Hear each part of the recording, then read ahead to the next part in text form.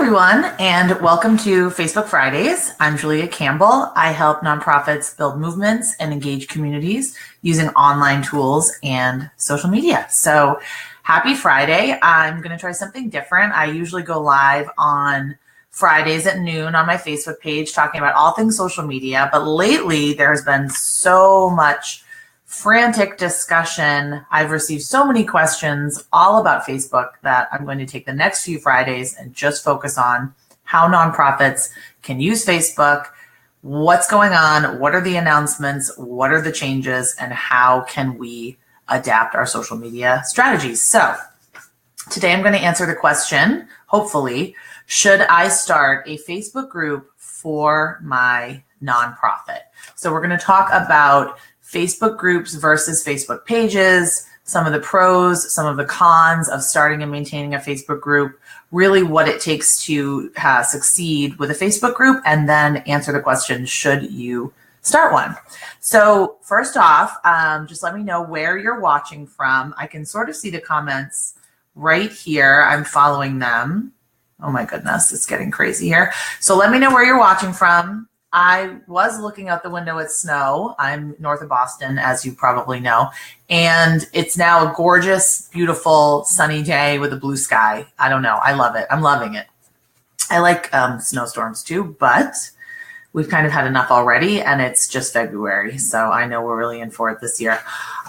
New Jersey, I love it. Oh, Louisiana, Albany, New York, amazing. Wisconsin, Sparta Monroe County. I love it. Thank you guys. Thanks for participating. The other question I want to ask is, do you have a Facebook group for your nonprofit? If not, no worries. I just wonder who does. I haven't seen them a lot. I have seen Facebook groups started by social media ambassadors or started by board members that are sort of enclosed private groups where they're for a specific purpose, such as an online fundraising campaign or an online awareness campaign, or maybe there's a Facebook group that you manage of volunteers. But I'm talking about a Facebook group that you would use to be almost function like your Facebook page, to get news and announcements out, to get feedback, to get advice, to generate encouragement. And let's see, I don't think that anybody does. Pittsburgh, yay, several for our volunteer cities. Sunny, warm Fort Lauderdale. I know, Jim. Thank you for joining us. It's not bad here. It's not bad out here. If it was snowing, I would be mad. Noel says, yes, but it's not active. We focus on our page. Okay. So I hope you brought your questions. What we're going to talk about first are the differences between pages and groups, because there are quite a few differences that some of them you probably know, some of them you might not know. So Facebook groups were originally designed as small communication places and safe environments where people could share opinions, ask for advice, ask for feedback, share resources. So I think of some of the Facebook groups that I belong to now. A lot of them I joined when I was a new mom. So to get advice and resources on motherhood, obviously, and then just kind of to rant sometimes, but also to offer advice to other moms. Some are for support. Some are for particular courses that you might be taking online. I belong to several entrepreneurship groups, several women groups, several working mom groups. I mean, if you can name something you're interested in, there is a Facebook group out there for it. And your level of engagement and participation is up to you, which is what I really like about it. You never feel sort of mandated or guilty if you're not participating in a group one week, and then you can go back into the group the next week. So they also are really effective to coordinate groups of people. And whenever I'm working with clients on online campaigns, whether it be an engagement campaign or a fundraising campaign, I always recommend starting a private Facebook group for social media ambassadors, for anyone working on the campaign, to share resources, information, encouragement, support, graphics, videos, all those kinds of assets. So I always recommend creating a Facebook group. Of course, you could always do that via email, but I think the group function, it just works well because it encourages back-to-back. It encourages more than one-way dialogue. So your Facebook page, as you know, is your public-facing public face to the world on Facebook for your nonprofit. It's got your contact information. It has your mission statement. It might have directions to your location if that's something that you do. It has your donate button or your sign up button. It has all of that relevant information. It has your video tab, your posts, your photos, your photo albums. It's viewable in search engines where groups are not searchable or don't show up in search engines. And people can message you directly through your page, which is another advantage of the page. Of course, okay, and segmenting into my little talk about some of the pros of the group. What are some pros for starting a Facebook group? And let me just take a little sip of coffee. Jen says, we use group to share items just between our foster homes, private, not public. Absolutely love that. I think that there are absolutely ways that your nonprofit can use Facebook groups as resources for the people you serve, but you can also use them as a resource for your donors and supporters. So there's so many ways to use them. It's pretty exciting, but they're not for everybody. So we probably have all heard the most recent Facebook announcements. There were 3 big announcements in the last week. Okay, it's really hard to keep up with them. But the biggest announcement was that Facebook wants to get back to its roots. It wants to encourage person-to-person human interaction. It wants to encourage so-called, quote-unquote, meaningful interactions between people. It's going to push down or de-emphasize posts, public posts from brands and from pages, and push up posts that are getting a lot of engagement, meaningful interactions. So it remains to be seen what that actually means and how they're going to roll that out and what the implications are for nonprofits. But that's why groups might be a good opportunity for an organization just to have another communications platform. Of course, what I don't want you to think is that every time Facebook makes a change, you have to completely change your social media strategy just to adapt to what Facebook is doing. I think that you need to be cognizant of it, and you need to think about it, and you need to understand if it's right for your organization. So this is by no means telling you have to start a group. It just might be something that you want to consider. So what Facebook said in their announcement, they said, in groups, people often interact around public content. Local businesses connect in their communities by posting relevant updates and creating events. And news can help start conversations on important issues. So they are mentioning groups and calling out groups as a way of creating these meaningful interactions and encouraging these meaningful interactions. And it's also a really great way to inspire collaboration, get feedback, get advice, get a little more personal with your community, because in a group you have to post as a person. I mean, you really have to be a person. No one wants to hear from a brand in a group. So you do have to humanize your brand a little bit more. So what are some cons to starting a group? If you are managing a group right now, you probably know these cons. You could probably shout them out, put them in the comments. But some of the biggest cons, and I manage a Facebook group right now, and I can put a link to it in the comments. A lot of you might be members of that group. Time. So you need to vet the members, accept the members if it's going to be a private and closed group. And I recommend that it's a closed group and not a public group. So there's 3 options. You could do a secret group, which is no one's able to find it. It's invite only. You have to have the link. You have to know somebody to get in it. Or a private group, which just means someone has to request access and you have to grant them access. Or a public group, which means it's kind of a free-for-all and anybody can join. I don't recommend creating a public group because of obviously spammers and trolls and spam bots and like crazy accounts that could come in and not hack your group, but take over your group. So the time to set up the group and to really set ground rules and to talk to the members about the ground rules and also manage spam, manage promotional posts, manage, inappropriate content. It's not, a 24/7 job. It depends how many members you have in your group. If you have thousands of members, it's going to take more time. If it's a small group, it's not going to take a lot of time, but that could be a con because I know all of you have a million other things on your plate, right?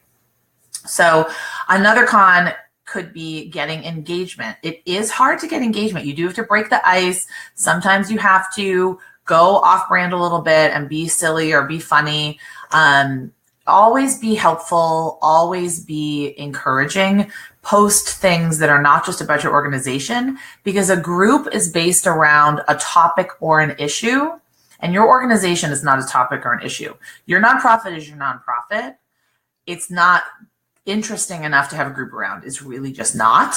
So whatever the issue is or the cause that you are fighting for, whatever you're pushing the needle on, whatever your supporters are passionate about, that's what you want to be posting about in the group. And that can be challenging for nonprofits to get out of their own way and to not just promote themselves, to really encourage that interaction and that discussion and post those, post information, questions, polls, things that are provocative, things that are going to inspire discussion and debate. That can be challenging. Monitoring of the group. And then also potential market saturation. I think with this recent Facebook announcement, a lot of people and brands and businesses and nonprofits are going to be jumping on the Facebook group bandwagon. I know that I'm really sick of groups. I've been on Facebook for 10 years. If the group is great and valuable to me, I will stay in it. I've actually been in groups for several years, some of my groups. And if they're valuable and I enjoy being in them, there's a certain moms group that is like a lifesaver to me, then absolutely they're valuable. You just don't want to be creating more clutter and more noise and just more ways for people to ignore you. That's what you don't want. So should you start a group? Okay. You're going to love me because I say this all the time. It depends. It depends on your goals.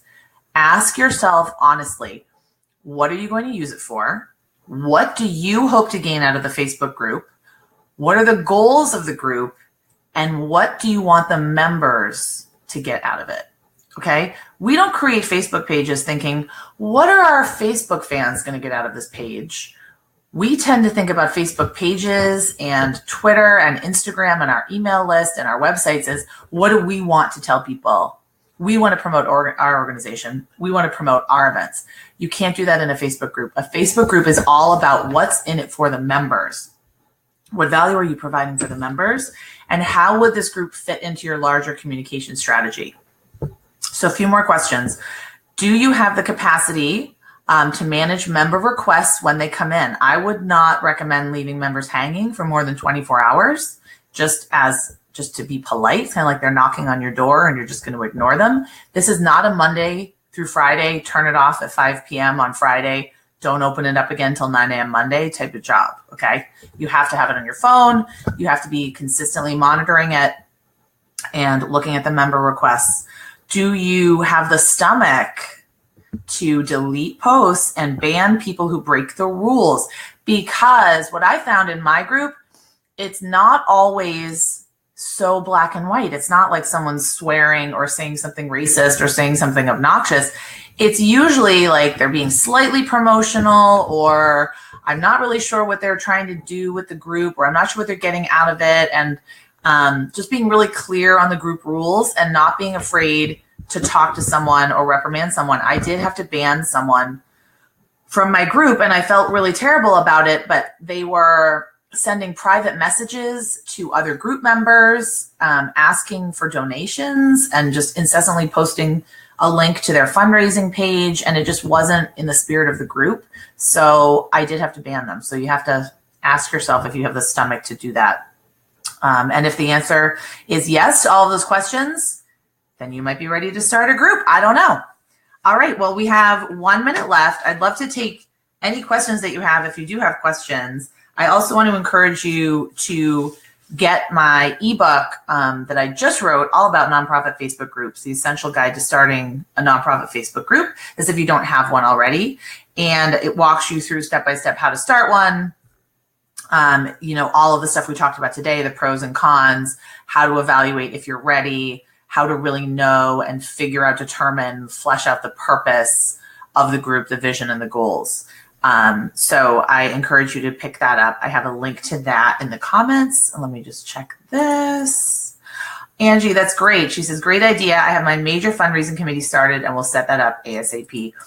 I really like Facebook groups for fundraising committees and online fundraising campaigns.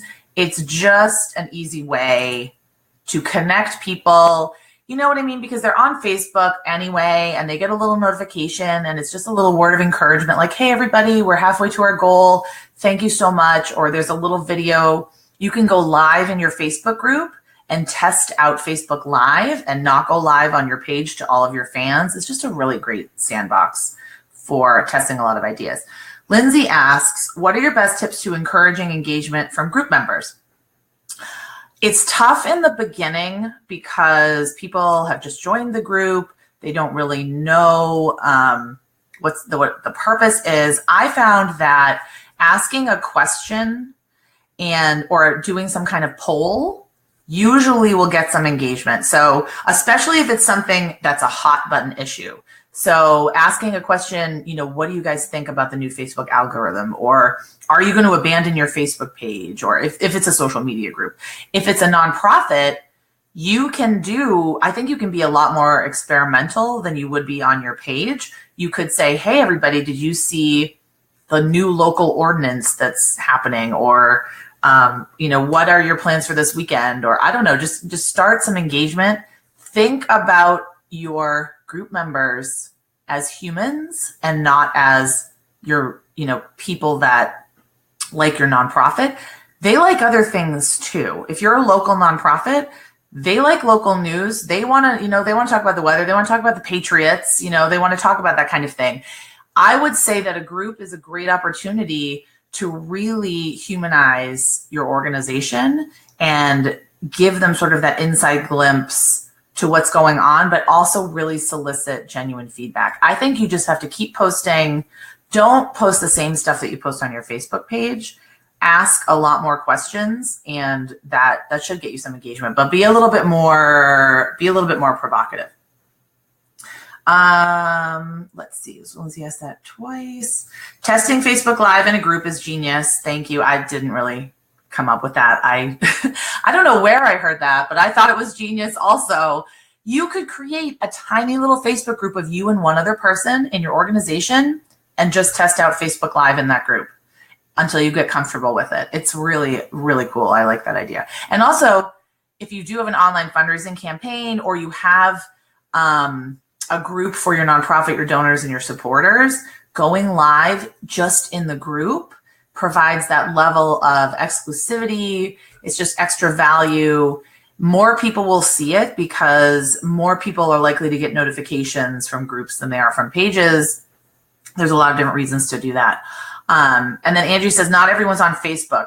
Yes. So therein lies the challenge. And a campaign that I'm running that's going to launch next week, it's predominantly older people, even, what is it after baby boomers? The greatest generation, the silent generation, the matures. I don't know what the term is. Mostly older people.